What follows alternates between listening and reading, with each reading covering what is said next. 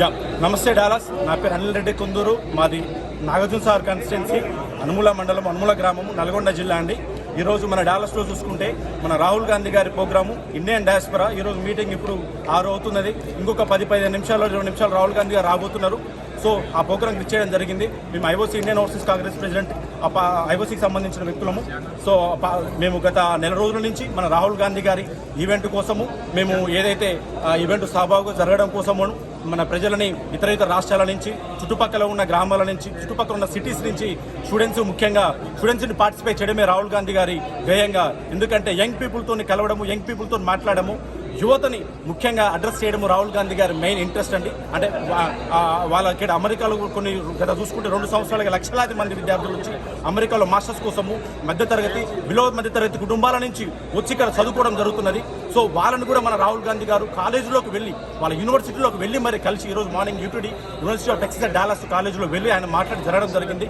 Next కూడా ఆయనకున్న ఈ చిన్న ప్రోగ్రాంలో, అంటే చిన్న 3 వారం రోజుల ప్రోగ్రామే ఉన్నది అమెరికాలో. అయినప్పటికీ ఇంకా వేరే కాలేజీ విద్యార్థులను కలవడము, ఇక్కడ మాలాంటి వ్యక్తులు కలిసినప్పుడు మీకు సమస్యలు ఏమున్నాయి, మీరు మాస్టర్స్ చదువుకున్న విద్యార్థులు కదా, చదువుకున్న విద్యార్థికి ఈరోజు సమస్యలు ఏం ఫేస్ చేస్తున్నారు, America present right now we are inflation right. So దీని నుంచి బయటపడాలంటే కొత్త టెక్నాలజీస్ ఏం నేర్చుకోవాలి, ఇప్పుడు ఆర్టిఫిషియల్ ఇంటెలిజెన్స్ ఏ బూమింగ్లో ఉన్నది, సో ఆ కోర్సు నేర్చుకుంటే ఎలా ఉంటుంది, దాని గురించి మాట్లాడుతూ అనుక్షణము అమెరికాకు వచ్చి కూడా రాహుల్ గాంధీ గారు మన డెవలప్మెంట్ కోసము, ఇక్కడ ఉన్న విద్యార్థులు మళ్ళీ వాళ్ళు ఎన్నో ఆశలతో వాళ్ళ తల్లిదండ్రులు అమెరికాని వాళ్ళని చదువుకోవడం కోసం పంపించారండి.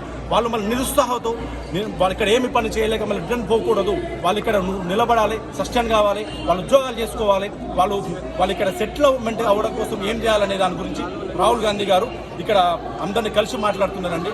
మన నరేంద్ర మోడీ మరి ఇప్పటికీ ఒక ప్రపంచ దేశాలలో అన్ని దేశాలు తిరిగినాడు. ఆయన పోని దేశం అంటూ లేదు, ఆఖరికి సౌత్ కొరియా, నార్త్ కొరియా కూడా పోయినాడు. ఓకే, సో మరి ఆయన పోయిన ప్రతి దగ్గరలో మరి ఆయన ఏం చూస్తాడు, అమెరికాకు 20 సార్లు వచ్చిపోయాడు. ఏ రోజు ఒక విద్యార్థిని కలిసి, ఒక్క విద్యార్థిని ఓపెన్ చేయాలి, ఒక్క విద్యార్థిని కలిసి మాట్లాడి మీ సమస్యలు ఏమున్నాయి, ఒక ఎన్ఆర్ఐగా చదువుకునే విద్యార్థిగా మీరేం సమస్యలు ఫేస్ చేస్తున్నారు, మీకు ఉద్యోగాలు వస్తున్నాయా, అమెరికాలో మీకు ఇబ్బందులు ఏమవుతున్నాయి.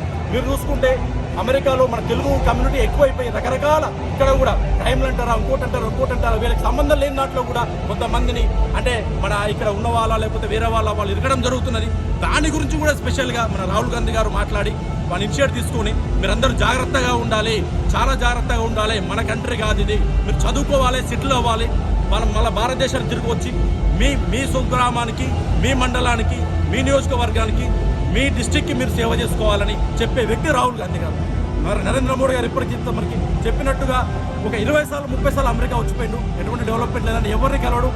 VVIP Z+++ కేటగిరీలో వస్తారు, Z++ కేటగిరీలో వస్తారు. ఇక్కడికి వచ్చి మంచిగా సూటు బూట్ వేసుకొని అందరూ కలిసిండా, చూసిండా, ఫోటోలు దిగినాడా, మళ్ళీ రిటర్న్ వెళ్ళిపోయినాడా.